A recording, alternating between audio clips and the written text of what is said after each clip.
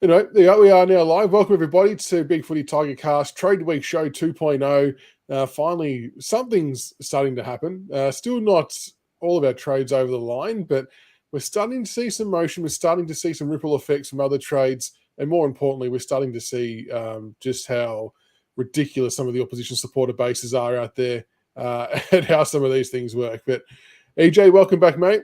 Good little display picture there. I like it. Yeah, I'm sure it's got some significance to some of tonight's discussion, so should be a bit of fun. Deal or no deal. And Grok, how are you, mate? What's going on? Welcome. Good to be back, fellas. Just tired of over this whole trade week that's now too long. I'm over it. Yeah, we spoke about this last week on the show, and my stance hasn't really changed because it kind of validated it, if nothing else, that it just shave it down to 3 or 4 days. There's no need having that first week. It's just clubs bullshitting one another. Not really keen for how long it goes for. Yeah, I mean, they can still have their week of talking absolute dribble because they're going to do it anyway. But how good would 4 days of absolute chaos trading be, or 3 days of carnage, right? We get dribble. They're still going to talk about it in the lead up to the physical trade period anyway. Yeah, exactly right. So, just shorten it. All it does is give people like Adam Cooney scope to come up with all these stupid mega trades that are just never going to happen. Yeah, I mean, I look at it from last year with the Soldo trade.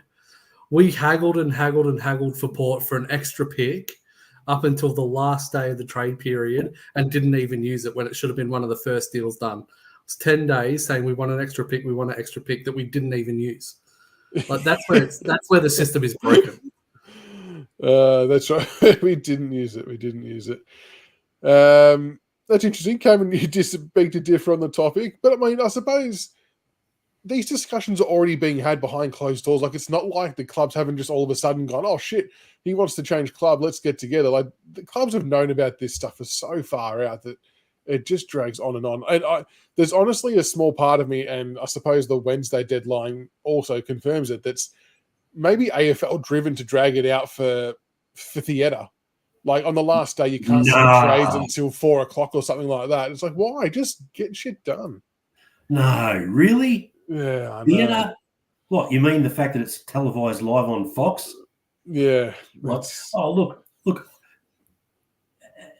I can see what Cameron's saying, but the thing is you don't actually have to have the trade period that long because you're still going to get the toing and froing anyway.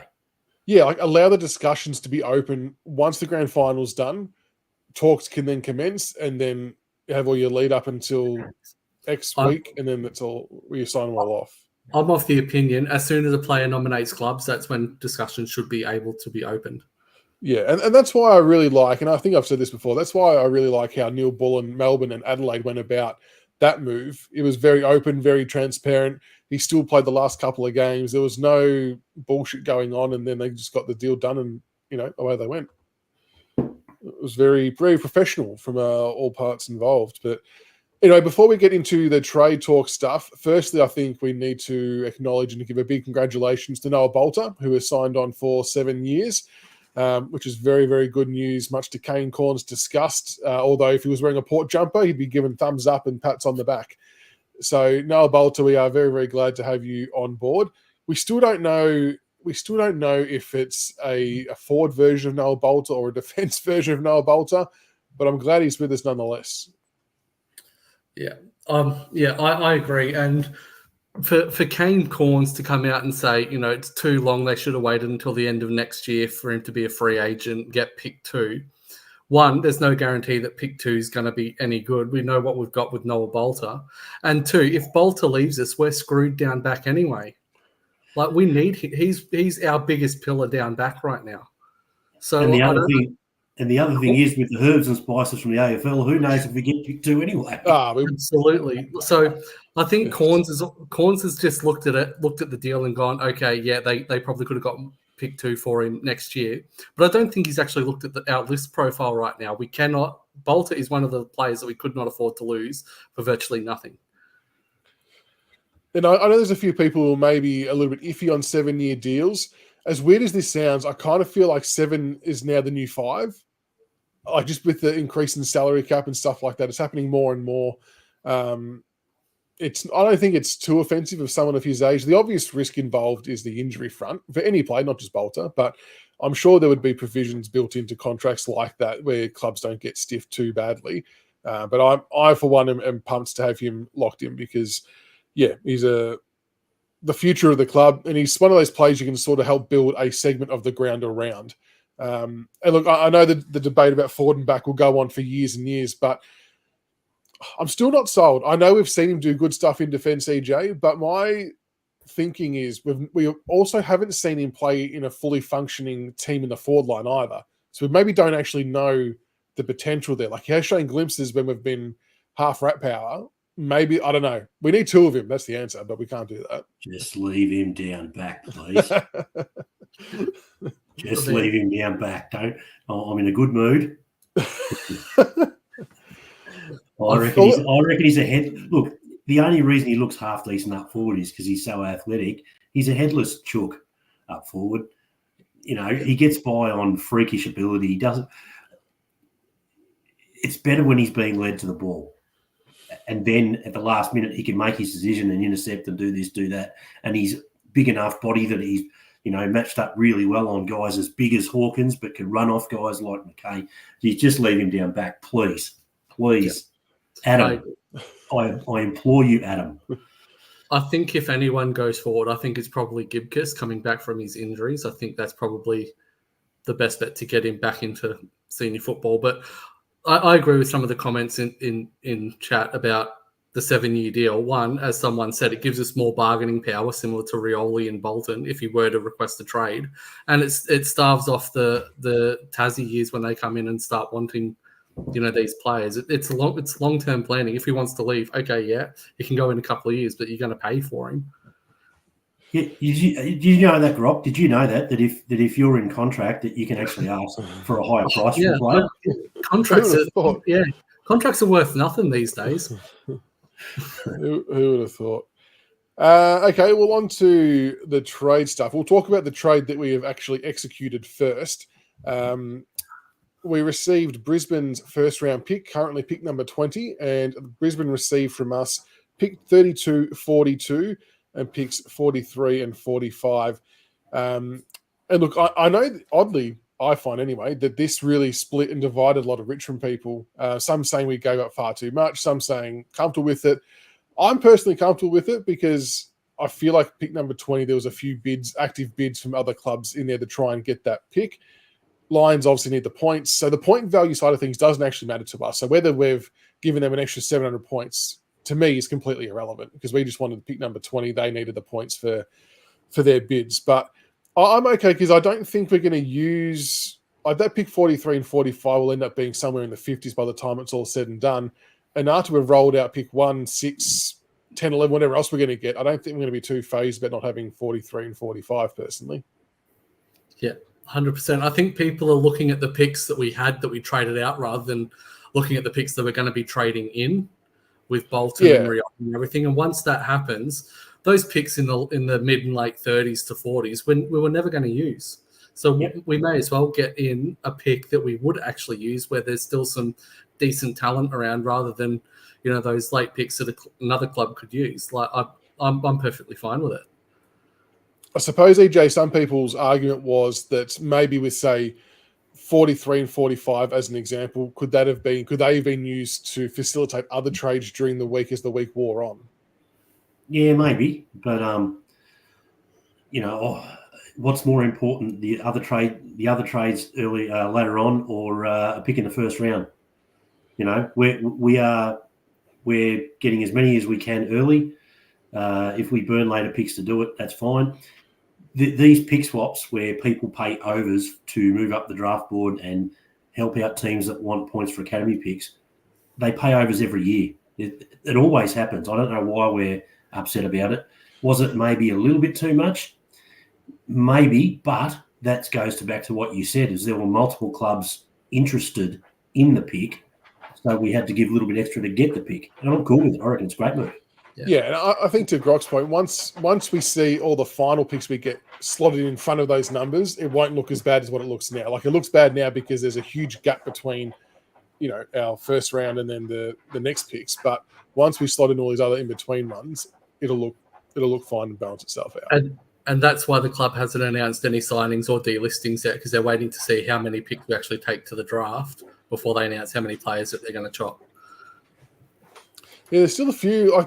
The one that still surprises me is Camden McIntosh. I don't know. I just would have thought he maybe would have had something offered by now, just because he's a known quantity, if that makes sense. He's the wait and see. He's been told if we don't have enough picks that he will be offered a contract, but it's a wait and see. I don't know. Part of me feels like that's a shit way to treat him after the service he's given. Like, give him a yes or a no so he can plan his life and do what he's got to do. Okay, CJR's just put there. Can one of you guys please explain why Richmond swapped 42, 43 or 45 instead of picks 51, 61, 70? Just what we were saying, there were multiple clubs interested in the pick. So someone was going to pay the premium to get the pick. We had to use the earlier picks to jump the queue in front of other teams that were interested in the pick.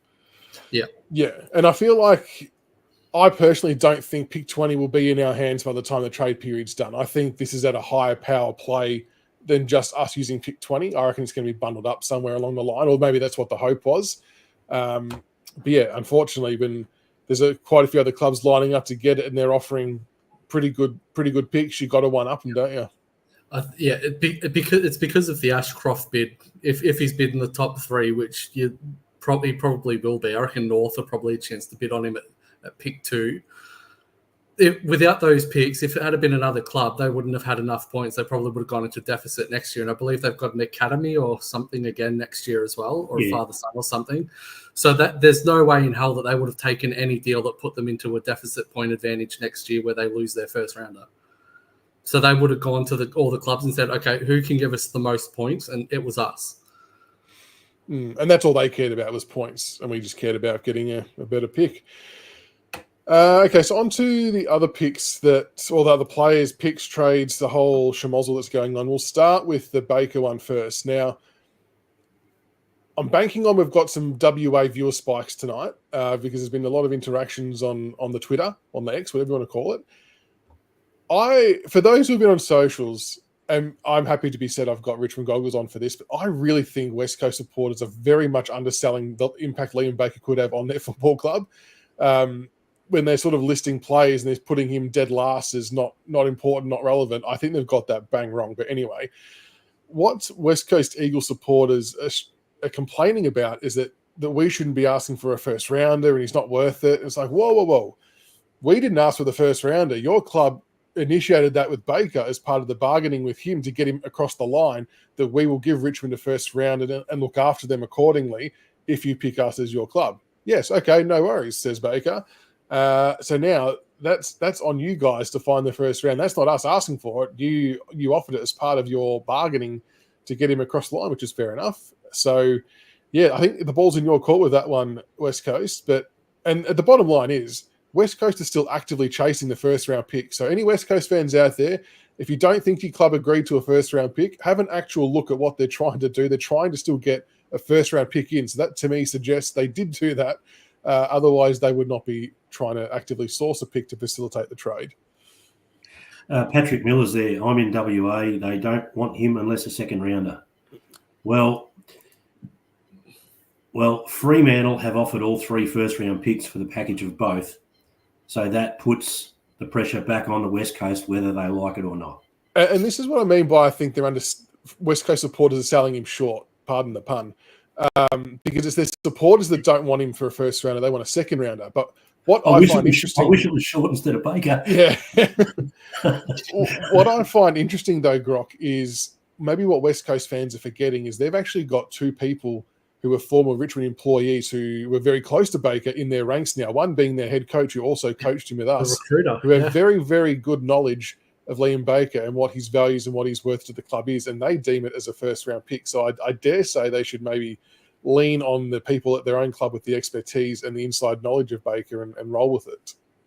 100%. Firstly, the second round call is absolute bullshit. because if that happens, the pick's going to blow out to about pick 30 with all the academy bids and everything else, father sons. It's going to be pick 30 plus, which is absolute no for Baker. But yeah, I agree. They've got McWalter there, who spent, half a decade with Bolton, with Baker, seeing what he does.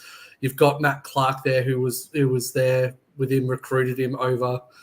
Like, it's ridiculous to think that they don't trust the judgment of their club. Obviously, they're new and living in WA. It's very parochial, very insular, very much a boys' club of we don't trust the outsiders sort of thing. So having two Victorians come over into the club again, it's very much you have to prove to us that you fit and belong. So yeah, I definitely think Baker will go, and I think again it depends on the Carlton trade. If Carlton end up getting that pick 3 for the 11, the 10 and 14 or whatever it is right now, we'll probably get 14 out of West Coast.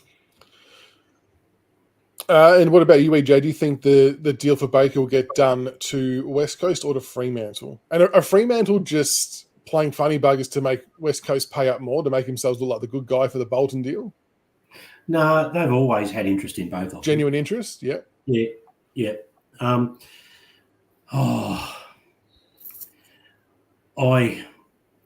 think he'll end up at West Coast because that's where he wants to go. So, as good as it would be to get 10, 11 and 18, that's a fallback position. It's a last resort. I think West Coast will get it done. Yeah, I agree.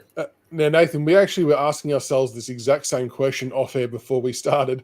Nathan saying, I don't see why West Coast would split their pick 3 with Carlton picks and then give us 14 and keep 12, and we can give them Baker and picks 10 or 11 back and they have the better pick.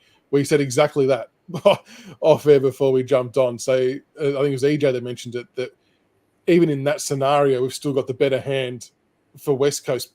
So why would they not look at it? Or more importantly, why wouldn't Blair look at it? Yeah, and this is where, as I mentioned, it should be a 3-way trade between Richmond, West Coast, and Freo for Bolton, Baker, and everything. They can sort out the picks. Obviously, Freo have 10 that can go to West Coast with Baker. We get 3 and whatever for Bolton, and Bolton goes to Freo.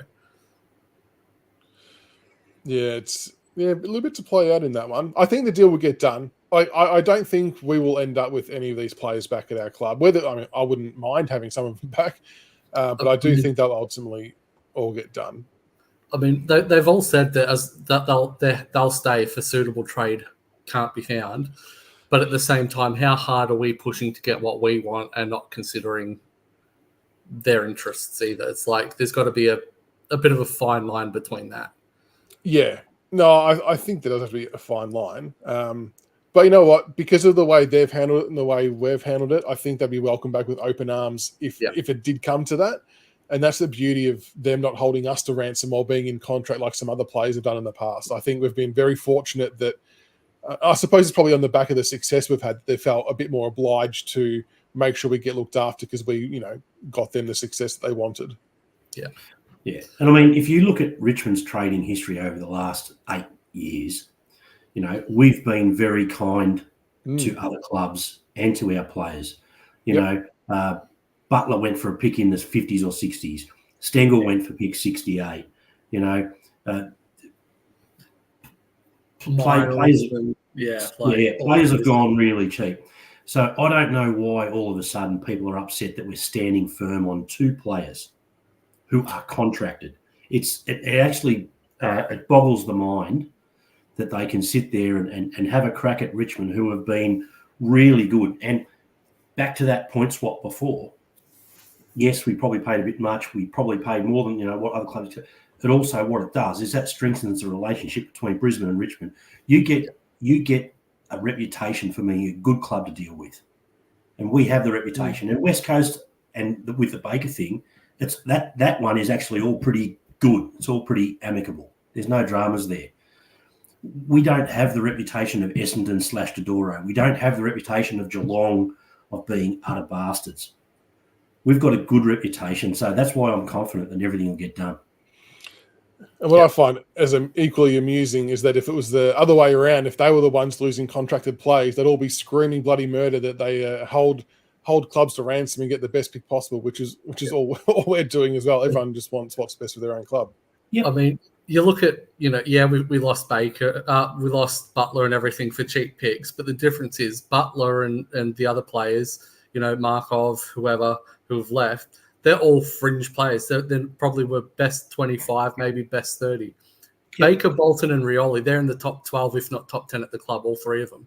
So they're in the top 5 this year. Yeah. But yeah, you're not going to give away them cheaply. Yep. I think what was it with Baker? Is like top 5 the last 5 years. Yeah.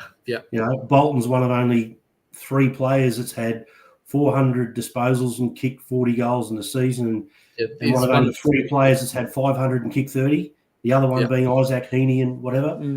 They're premium players. You've got to pay a premium price. That's it. And I was having a pretty good discussion with the Fremantle supporter on X today about it. He agrees the deal will get done. He reckons it should be obviously 10 and 18, not 10 and 11. He's like, he feels they could make finals next year without Bolton. Maybe they could, but I'm like, how happy would you have been this year had you made it? Because he'd probably add 35 to 40 plus goals to your total, plus whatever other assists and stuff he gets for you as well. So it's like, how much is that worth? Yeah. But I think Freo were very unlucky with injuries late in the season to keep us. Yeah, they were. They probably would have been bottom half of the 8. Yeah, no, they definitely were. Dan Rioli, I'll go. So you go, EJ. No, that's perfect. Was yours on Dan as well? No, it's all good. You go. You go. No, I was going to talk about something else. So let's do Dan Rioli. Let's go. All right, we'll do Dan Rioli. I'll read from John Ralph's tweet. Now, obviously, we'll take this just as what it is. The Dan Rioli deal looks like Richmond gets 6 and 23, but eventually hands back a pick in the 30s. The Suns 23 would be swallowed up by the Lombard bid. So Suns only need the points, not the actual pick. So look, I know a lot of us were obviously very much hoping for 6 and 13 off the bat. A lot of us probably also knew that was a tad far-fetched, but you got to shoot for the stars sometimes. But to still, if 6 and 23 is the final deal and that's what we've extracted from him, I still think that's a very, very good outcome. And that is going to wind up Damien Barrett. It's going to wind up Kane Corns. It's going to wind up everybody who, for some reason, can't get their tiny minds around that he's a contracted player and he was headhunted by the Gold Coast, and pick 6 is what they've got. So, can we just give a bit of respect to Cam Hicks, please? He's putting aside John Ralph's tweet or mine. He was about 20 minutes before John Ralph. He was before John Ralph. I can absolutely guarantee that. He was. But are we comfortable with 6 and 23, gents, and everyone else in chat? Is everyone happy with that? I can't imagine people wouldn't be unhappy with that. I'd be shocked. Yeah, 6 and 23 was what I was expecting. Obviously, you always ask high and then settle, and that's exactly what we've done. We've asked for 6 and 13 and been told no, and we've really put a thing on 6 and 13. But ultimately, I think 6 and 23 is what we've had our eye on. But it's like, may as well ask for the 6 and 13 and see what we get told. Because let's be fair. Just to clarify quickly, the pick 30 part, we would have to actually manufacture and generate that pick 30 somewhere along the line to give back to them. I should have added in. But like 6 and 13, you never know with Gold Coast trading history. Like they haven't really been the hardest to deal with, and been a bit of a pushover with some of the outcomes that they've traded. So yeah, 6 and 23 is about right. Yeah, EJ, you happy with 6 and 23? Yeah, and I think we're going to have to. I was just trying to find the updated draft board. Freo have got about pick 30, haven't they? Or somewhere in the early 30s. So this is where I think to get 10 and 11 out of Freo, if we were to give Bolton and say that pick 20 or that pick 24 or whatever, or the pick 23, or the pick 23 that we get for 10, 11 and, the 30, and we can give the 30 to the Gold Coast. Yeah, Freo have 30. Yeah, okay, it was 30, right? So if we give one of those mid to low 20s picks with to Freo, that might get us that 11 instead of 18. Where do we sit on the 10-11 versus 10-18? So you're proposing EJ Bolton and pick 20 for picks 10, 11, and 30. Yes. I mean, from a Richmond perspective, I think we would do it, but I'm not. I suppose would that be fair for Fremantle? I mean, they're still getting a pick in the 20s as well. Yeah, so they got a 10 pick upgrade. Yeah, and they obviously keep 18 as well. Yeah, I think that's not too bad. Or do we say keep 11 and we go 10, 18 or 11, 18 and then they throw in 30? Yeah, but we want 10 and 11 if we can get it, don't we? Yeah. You'd be prepared. You would be prepared to give up one of those 20s picks to get 11 out of the deal, wouldn't you? I would, yeah. To get 11, yeah. I think you would for sure. Interesting. Oh, there we go. David's saying we're using those 20s for next year. I think to get that pick in the 30, they're going to have to use one of them to extract that pick 30 from somewhere. If that one from John Ralph plays out how it says. Now, where was Reese's comment? Where did I see it? Oh, here we go. This is the part that probably actually bothers me the most before we get to the Bolton one. Are these trades getting done tomorrow in the final 10 minutes? Now, I was really hoping that we got the Rioli one done today because I know there's still another day left after tomorrow. But the last thing we want to do is to rock into Wednesday with none of these deals being done and having to go through the whole day with no certainty, because I just feel like it'll be an absolute cluster with all these late submissions for trades. You would rather get one or two of these done tomorrow, I reckon. Yeah.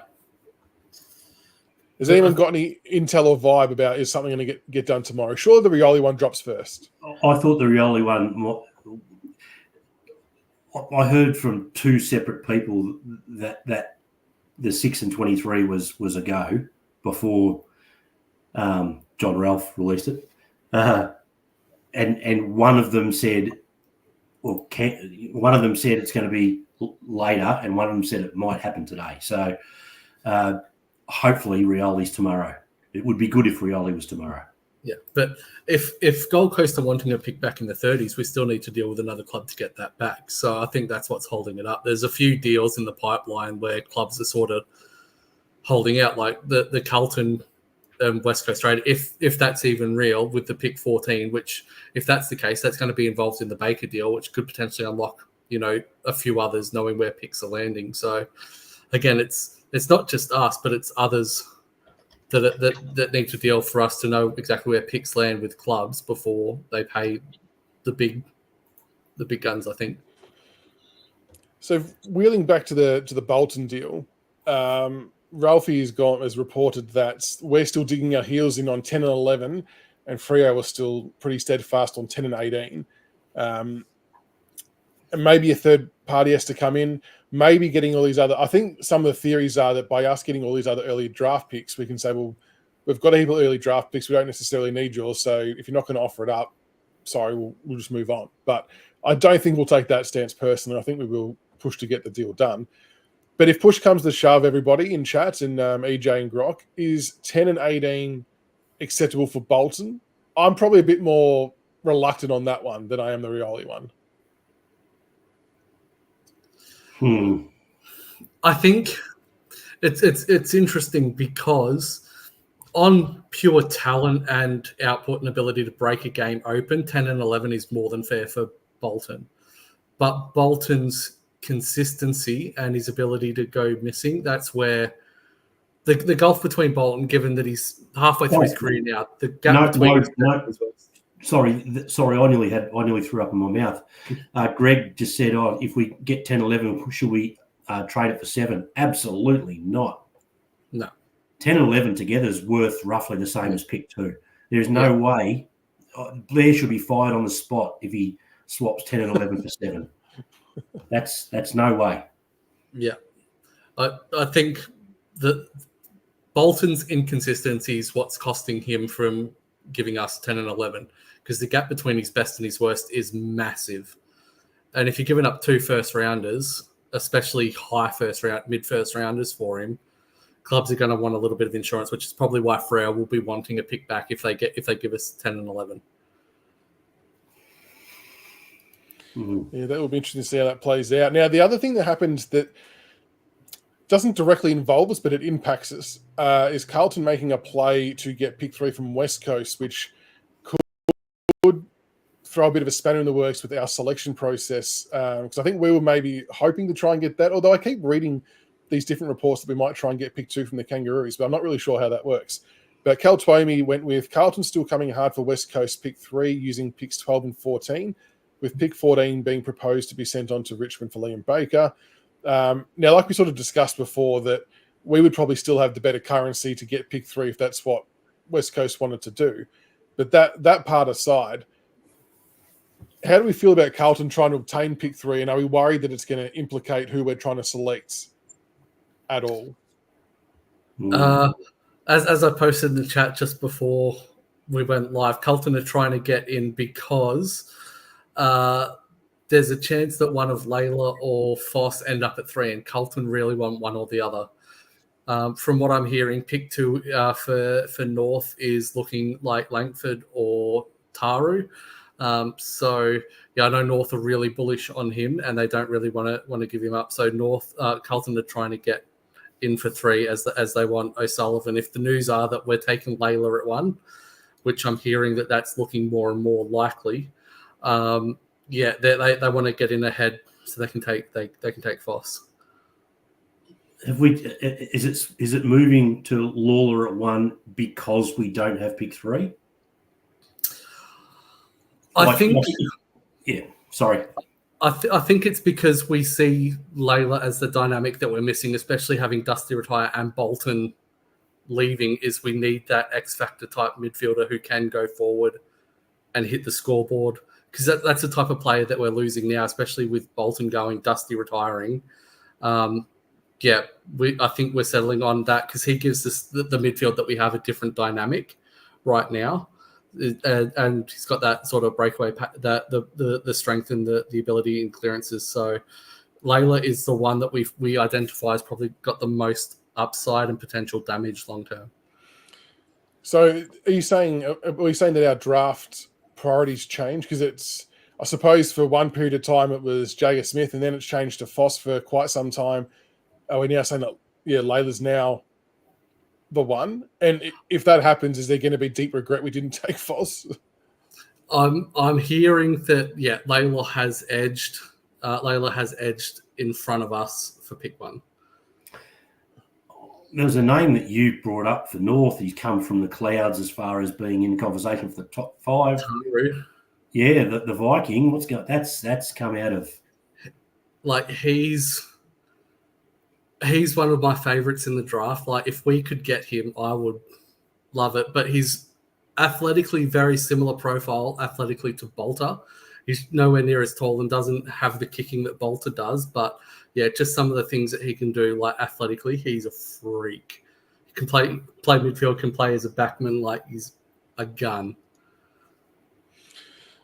So a few people have asked, would we consider doing some type of trade involving pick 6 to get to pick 2 to be able to secure both?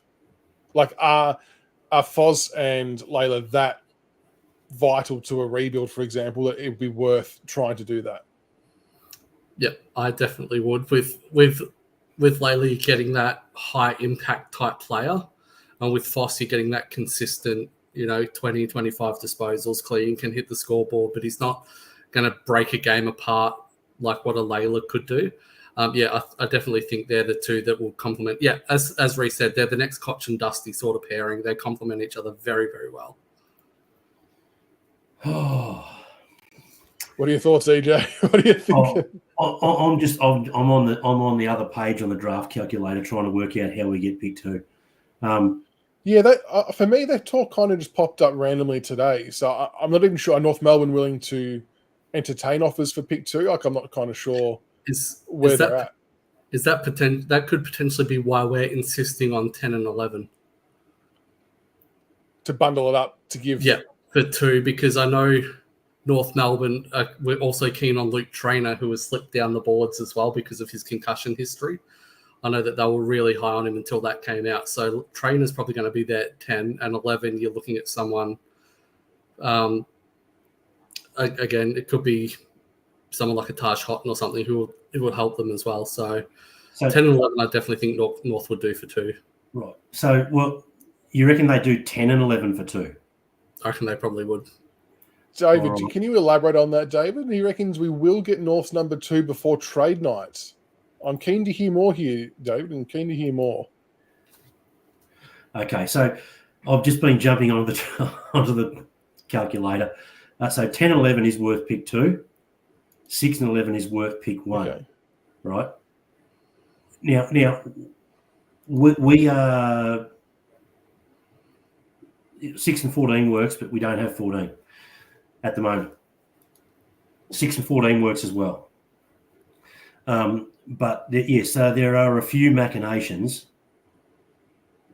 We can trade up without getting pick 6, but that depends on North being happy with, as Grock was just saying, for them being able to get the players they want at 10 11. Yeah. If they think that's possible, it's possible. And we might have to give up 10 and 11 and a future second or something like that. Yeah. Oh, so David's saying that he feels we will end up with 14, I'm guessing, for Baker. And then we're packaging 6 and 14 to get 2, to get 1 and 2. So we'd have 1, 2, 10, 11, or 10 and 18, whatever you want, whichever way it goes. I'd rather personally give up 10 and 11 for 2 than 6 and 14, because 6 you're looking at someone potentially like a Murphy Reed or a Langford if he slides potentially. I definitely think there'll be more talent there than even Taru if Taru's still on the board. I'd much rather keep 6 than give it up.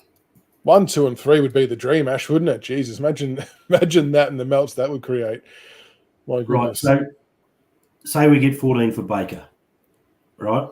We're going to have either 1, 6, 10, 14, 18, or 1, 6, 10, 11, 14, and then 20, 23, 24. If 10 and 11 doesn't get it done, do you give up? Because 10 and 11 is worth basically pick 2, bang on the money. Do you then give up, say, a 24, right? And then you'll have 1, 2, 6, 14, 20, 23. So you've still got 6 selections in the first 23. How much do we want that pick 2 or pick 3? Weren't North keen on short? Throw short in the steak knives. Everyone wins. Mate, everyone wins. And this is the thing, isn't it? Is that what it comes down to is how much do we value the player we could get at 2 versus will a player of equal kind of value be there at 6? Okay. Is it that big of a jump? Like, I know that everyone's saying this draft run's pretty deep and it's pretty even, but is the difference between Foz versus, let's say, a Langford, for example, is it that big of a gap between those two players that it's like, no, we have to get 2? I don't necessarily think it's imperative that we take 2. I definitely think if we can get, it'd be nice, but I think at the same point, can you get too greedy?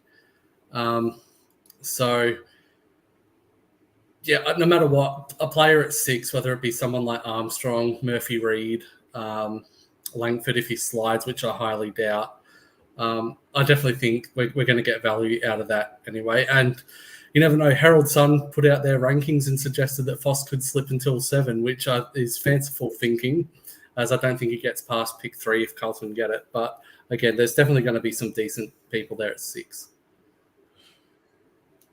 Now, I agree with CJR here. It's just annoying that other clubs have picks. Just remove all other clubs. Let us get free reign for the first 10, and let's be done with it. Now,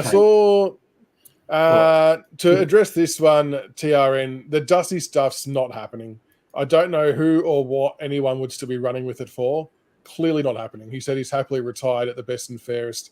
Was never happening. Won't happen. He might do some mentorship there. Maybe. What's going on? What have I missed? Someone was still suggesting that there's still cap room for Gold Coast to get Dusty. They might have all the money in the world, but he's cooked. He's not playing. It's done. It's done. That ship has sailed. All right, I have a question. Question. So before pick swaps with other clubs, right? So before the possibility of pick 2 or pick 3, what draft hand do you think we will end up with before we make the moves? 1, 6. What do you think we've got? Before we trade? Yeah, I think we'll get 1, 6, 10, 14, 18. I think we'll accept the 10 and 18, and I think we'll get 14 for Baker. I agree. As much as I would love to get 11, I think we respect Bolton enough to not jeopardize it. I'd be dirty on it a little bit, but I agree. I think they're the numbers we'll get. Right, so that would leave us with 1, 6, 10, 14, 18, 20, 23, 24, correct? And just to clarify before we go on, just to answer JD's question, 14's coming from, from Cal Twomey saying that West Coast are going to acquire pick 14, however they have to do it with Carlton, and then that'll be on-traded to us for Baker. That's where 14 comes into play. Although, would we trade one of those picks in the 20s with Bolton if we can guarantee that they'll give us 11 instead of 18? Yes. So Bolton and 24 for 10 and 11. I'm in. Yes. I agree. It's just whether or not West Coast will do it, which sucks. Yeah. I would definitely include the pick in the 20s to get the 11 instead of the 18 for sure. So I don't know what you're getting at, TR, and this is the last we'll address it. Dustin Martin is not playing for Gold Coast next year. Not playing. And Sean Grigg didn't desert us. He went to Geelong first and then went to Gold Coast. It's a bit of a fanciful argument. He's not playing there. That Grigg thing is bullshit. If you know anything about the Richmond Football Club and the culture for players transitioning into coaches, they're actively encouraged to go to outside clubs to learn and grow. That's not just a Richmond thing either. That's all clubs do that because there's no point knowing your own way, and that's it. You've got to learn other stuff. 100%. That's why Koch did his thing at Brisbane. Yep, Newey at Hawthorn. Yeah.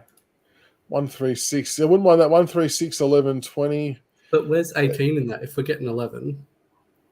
Oh, he's got pick 3, so he's used us to trade. We've traded. Yeah, we've traded on. So yeah, it's going to be interesting to see how the trades play out. Like I said, I just think we need to get the Rioli one done tomorrow. I just don't want to have all this backlogged up for the last day because it's just going to be an absolute nightmare.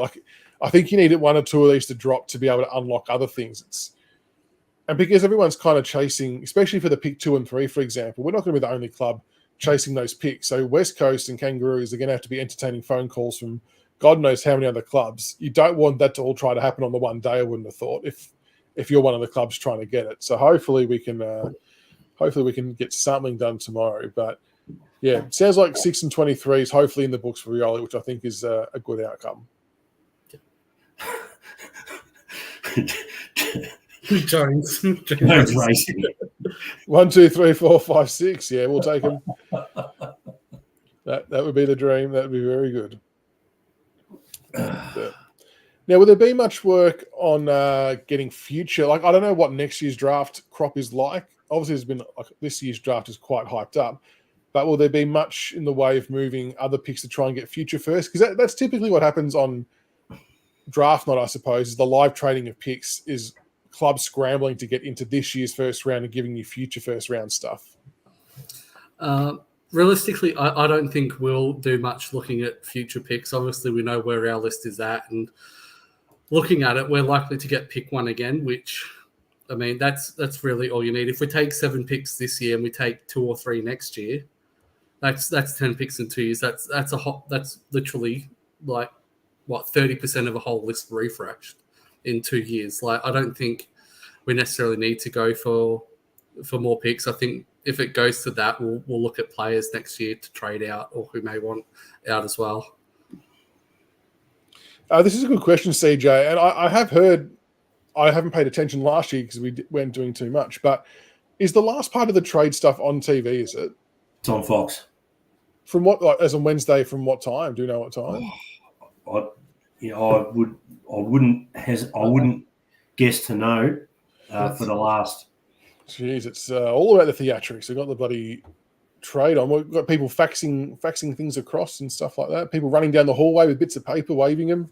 Yeah, there's a couple of real late lined ones. up to go on the lined up to go into the little room. Yeah. Gosh. Yeah, I'm not sure what time. Damien said 3 p.m. on YouTube. Yeah, 7 p.m. It's 7:30. It finishes. You'd think they'd run for more than the last half hour. Don't they have a heap lodged and then they just announce them all afterwards or something? Isn't that what they did once? David says 7 p.m, but RFC Centre says Fox cover it from 4 p.m. Who's covering it? As long as AFL website covers it from 4 p.m. independently as well. RFC Centre. Then someone said AFL independently. 2 p.m. Jesus. Oh, we'll be glued to that then. My goodness. Hopefully we get some stuff done early though. My God. I think that's it for. What's happening at the pub? Yeah, I'm away for work Wednesday, Thursday night. I'll be in Warrnambool. I'll be at the Whalers at Warrnambool. So I'll be at the pub. Is there anything else we haven't covered for? I think that's all we're involved in that we know of at this stage. A few people have asked though, do we think there's anything going on with us approaching established players to try and bring in a fraction more experience, which is a valid question. I suppose we threw our hat in the ring for, I'm going to say, was it Peatling? Peatling. That didn't come to light. I think it was Adelaide he chose, I think, at the end of it. Yeah. So that was one we missed out on, but we were in talks there. The one name that was thrown around to me, not as someone who knew that we were doing it, but more asking the question. There was 2 names. Caleb Daniel was one. Would or should we ask the question if he is exploring options? And the second one, actually, I'll answer that one first, and I'll ask the second one afterwards. Caleb Daniel, what do you think? We've already got Jaden Short. Yeah. So we're not keen on that one. What about now? If Geelong, now hear me out. It's one of these ones. Now hear me out. I hear Geelong and I'm out. No. We're going to stitch them up. If Geelong decide to be smart asses and walk Bailey Smith to the preseason draft, yes, we are cashed up to our eyeballs. We can do it. We've got the money. That is not an issue. We can have a free hit at Bailey Smith and just pay him whatever it is and say thanks for that, fellas. Would we be open to doing that? I'd do it. I'd do it with one of the picks. Because he'd go in the national draft. Do in one of the picks just before Geelong have their pick. Just rub it in. Yeah. But yeah, we were linked to Finn McRae. That's not written because McRae at Collingwood isn't happy that he's not getting game time. He was promised he'd get more game time from flying. That hasn't happened. But yeah, from what I'm hearing, we're more likely to bring in some more experienced players next year. This year, we're heavily investing in the draft now that we've got all the picks, and then next year just before Tassie, because I think Tassie had 2026 draft, I think, or even next year something. That's where we're looking at bringing experienced players in once it starts getting to the point where the draft's going to get compromised. Yeah. Now there's been a couple of people in the side wanting to address the Graham compo. It's actually pretty simple. It's 4 years, not 5. And it was under 600 a year, so it was only ever going to be band 4. Yes, it's frustrating, but we just got to deal with it and move on. Was it 4 years, was it, in the end? Sorry? Yeah. Was it 4 in the end? I thought it was 5. Yeah. No, 4 years. If it was 5 years, we would have got band 3. Yeah. If anyone was surprised that we got that compo after 2 days after the paperwork being lodged, and you've had Andrew Mackie come out and say that the compensation picks have been generous. You've had Damien Barrett and Kane Corns on Trade Radio whinging about compensation picks. Graham was never getting a pick in the 20s. Was never going to happen. I think it was joked about afterwards that if you're doing free agency compo, you're better off being one of the first 1 or 2 done, whichever year before the outcry happens, and then they're like, "Oh, we better fix this." Yeah. Oh well. Yeah. I don't think there's. I think you have to have the only ruling that I know of that's sentimental is I think you have to take a minimum of 3 players in the national draft. Doesn't have to be that. Yeah, it's three player changes that can include rookie upgrades. So you can take 2 players and upgrade 1 rookie. Yeah, you just have to have three players. 3 changes. I mean, we're going to have close to 10, 7 or 8. How many people are retiring and maybe not getting a contract? Yeah. Yes, who knows? Okay, so we'll probably see, reckon, some more experienced players next year. I think it's a valid question for even this year, but it just sounds like the draft is so strong that we want to get these talented kids in. I just hope it doesn't hurt them in their first year of footy at the club. Yeah. I mean, if you have a look at it, we've already lost 3 in Grimes, Dusty, Pickett. You're losing another 3 with the trades in Baker, Rioli, Bolton. You've lost Graham. That's already 7 changes there. Yeah. Plus that's a lot of games of experience, isn't it? That's well over 1,000 games. Yeah. Plus the delistings. And Naismith. Naismith retired. He was a rookie, wasn't he? Yeah, he was a rookie, so that's sort of another hero there. But yeah, and so we're looking at maybe 10 with a couple of upgrades. I think Jacob Light gets upgraded. I think Bauer gets upgraded. Yeah, well, I reckon we're creeping closer to 10. Now, Jay Tiger, interesting question about the salary cap. And I think this is where some opposition club supporters maybe haven't factored this part in. But when talking about getting picks 10 and 11 from Fremantle, and I know it was 6 and 13 originally from Gold Coast, it's not just for the player. For me anyway, when I'm talking about that, I'm of the assumption that we're paying a large chunk of both those players' salary because we've got no one else to pay the money to, and you have to hit 95% and whatever it is. So we can't just dish out the money to a bunch of new players, and that's going to just stuff our salary cap up for the future. So I don't know, I always just felt like that by us paying chunks of their salary whilst being at another club is what then generates the highest second pick to go with the trade. Yeah. But I don't know whether we'll ever hear officially if we're doing that. I'm sure it has to come out in the wash at some point in time. Yeah. Soldo thoughts. Soldo. I mean, I'm almost a no out of principle just because of what his sister did. Yeah, that's the only thing to mark is it'd be a bit awkward now, but if it's for one of those later picks, I wouldn't be against it. Well, let's think of it, I suppose, logically. We've lost Naismith. We've obviously got Nanker's ruck EJ. We've got Samson Ryan on a longish deal as our backup ruckman if he's playing. And if he's not playing, then we're looking at a mixture of Bolter, Miller. I don't know who else might do it. So there's possibly actually room to get him to replace what Naismith was doing. Oh, let's hope for a snack pack debut. Yeah. Is he still too raw though? Oh, I don't know. I don't know. It can't be worse than Ryan's debut. Oh no, it cannot be worse. No. Be like, just compete, just bash and crash. Doesn't matter about stats. Just hurt people. Like, why not? Yeah. I got no dramas with it. I don't know what you're talking about with your sister. So, she came out and what'd she say after he made his debut for Port Adelaide, and there was post game roaming Brian. Yeah, she's like, "Oh, how do you like that, Richmond?" And she was like giving us a bit of lip service from off the side of the camera. It's like, "Oh, okay, no worries." So who's that backup? Like, yeah, are we short of backup ruck though? Absolutely. Like, yeah, but you can pluck him out from the VFL like we showed with Naismith. Yeah. You don't spend anything on a ruckman. And I know that Nank obviously got through the year pretty well, but he's usually due for a suspension or an injury at some point. Yeah. But actually got through it okay. I'm the Grant Thomas of the Big Footy Tiger Cast. I don't think you need ruckman. Well, I mean, when you watch grand finals, it almost starts to prove that as well. Like when it comes to the hotter games, like a mate of mine, he's always adamant that ruckman could almost be extinct. Like they're not as precious as they once were. I mean, you only have to look at the grand final this year when McInerney went off. Not the grand final, but even that. Brisbane didn't, like Darcy Fort, who's a D-grade player, had the better of Brodie Grundy on grand final day, who was probably the best ruckman this year.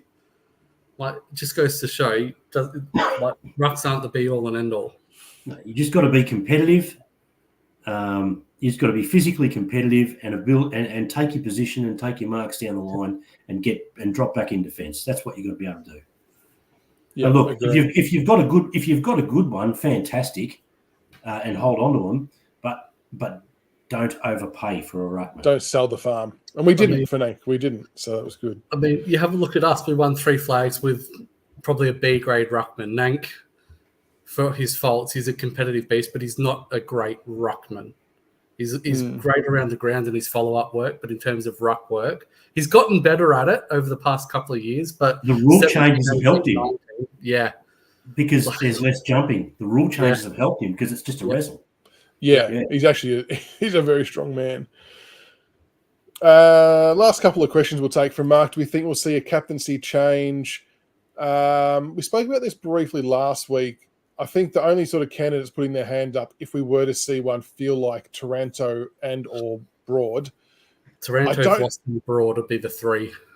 I don't know if we'll see it, though. Like, there was always whispers about Nank sort of using that as a bit of a bait or lure to try and keep Baker with the captaincy. So I'm not sure how much truth there is to that and if he is looking to relinquish it. But it's an interesting phase because with all these young kids coming through, I feel like this is something we have to really nail. And maybe Nank is brilliant behind closed doors with motivating, educating, and helping the young players through. And if he is, then he stays. Andrew Adam, make Layla captain. Just come straight in. I'll allow it. I like it. Yeah, pick one, also captain. No, I think it's out of those 3. And personally, I think we do need a change, especially on field and off. I think Nank, just from a leader's perspective, I think some of the things that he does on field for a leader isn't exactly great. And if we're trying to refresh the club, getting a whole bunch of youth in and trying to get the culture right again, I definitely think it needs to be someone who doesn't make the mistakes that Nank does. As David said, that Nank's already personally met the potential draftees, which is really, really good. Now, the last question, before we do the last question, for those who are on YouTube, please hit that subscribe button. We are, last I looked, we were at 960 subscribers, so we were 40 short of the 1,000. It would be awesome to hit 1,000 subs by the end of the year. It's free to do, helps us out massively. So if you're on the Big Footy Tigercast YouTube, make sure you hit subscribe. The last question, and it was raised on, I think, Trade Radio, and I think we spoke about it briefly, but obviously when you announce your number 1 pick, there's like a $20,000 prize money for them. I'm not sure if their local club gets anything or not. Obviously the prestige around being the number 1 draftee. Yeah, I saw something about this. I'm pretty sure they've changed it now. It's $10,000 for pick 1 and $5,000. Second pick 2 also gets $5,000. Oh, okay. So is there anything that separates 1 and 2? Because I suppose the ultimate question being, are we better off not bidding on Ashcroft and giving our genuine number 1 pick the love and limelight that usually comes with it, or any other rewards and accolades? I think there's part of the handshake agreement we're not going to bid on Ashcroft anyway. But if that wasn't in play, is it worth, just for their esteem and whatnot, to say, no, we're backing you as the number 1 pick. We're going to take you first and let someone else bid on Ashcroft. Yeah, we're going to put all the pressure on your shoulders. That's true. Yeah, that's the only thing. Like, I can see the reasons for and against it. Like, pick 1, obviously, if you let Ashcroft take it, you're sheltering potentially Laylaw from being that pick number 1 with all the hype and the scrutiny around it and everything. But at the same time, it's also a, hey, no, we value you above everyone else. It's sort of that loyalty in a way. So yeah, just pick number 1, take it. Like, don't bid. And if Lawler gets neck tats 1 year in, look out, we're in for 3 years. He needs to get the fake transfer tattoos for draft night just in case, and just whack them on beforehand. Get the henna tattoos. Oh, that would be very good. All right, I think that is a wrap for tonight. Also we'll be back on Monday to see what eventually unfolded with the draft night. And Monday coming as well, the 21st, Cameron Hicks will be joining us as well to give us the lowdown on the draft picks and who we might take where, because that's his specialty. So at least we'll at least we'll know fully then what bar live trading, what picks we have. Have we decided if we're going to do like night one streaming? Because it's a Wednesday for night one. Oh yeah, we probably will. Because I would usually do other streaming, but I'm happy to do big footy streaming for the sake of it being draft night. So maybe there's a cheeky live show on draft night where we can all celebrate who we pick together. We're going to have 100 picks. It should be a bit of fun.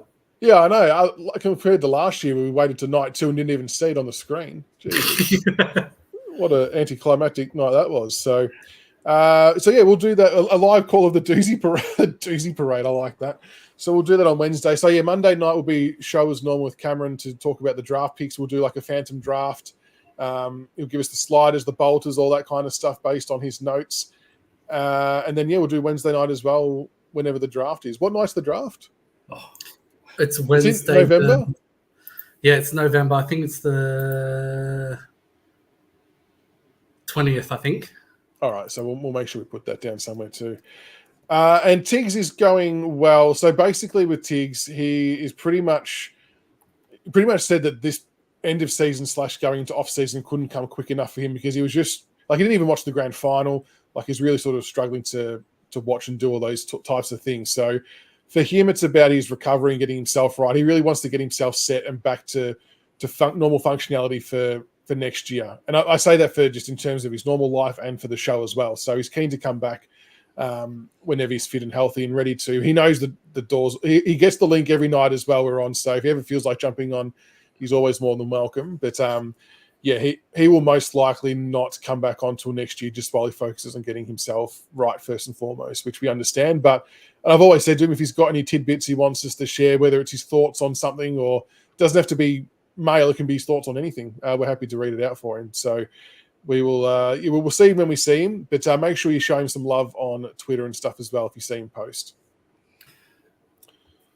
So and TRN, I did see a post and I already answered the question that Nank was using it as a bargaining tool to try and get him to stay, and he chose to go. So that's why he wasn't captain.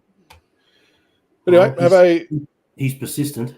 I know. Clearly not a Richmond supporter trying to troll me, but that's okay. That's okay. Thank you for a good night, everybody. Thanks for tuning in. Again, make sure you hit that subscribe button on the YouTube. We want to hit 1,000 subscribers. It will be massive. No, it wasn't fake. Give it up.